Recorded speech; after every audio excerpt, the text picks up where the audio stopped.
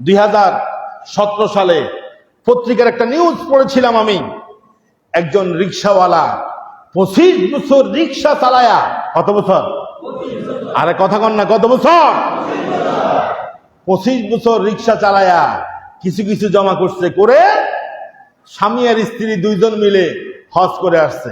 মানুষরা জিজ্ঞাসা করছে, আপনি তো সামান্য রিক্সা চালক, ওই সময় তো এত খরচ ছিল না। বলছে, আপনি সামান্য রিক্সা চালক, কিভাবে আপনি এবং আপনার স্ত্রী দুইজন মিলে হজ করেছেন?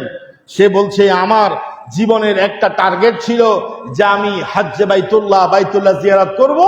এই জন্য যখন থেকে আমি ইনকাম করা শুরু করেছি, আমি অল্প অল্প করে একটু একটু করে জমা করেছি। 25 বছর পরে আমরা স্বামী স্ত্রী হজ করেছি। তৌফিক দিয়েছেন কে? যখন তৌফিক দিয়েছেন কে?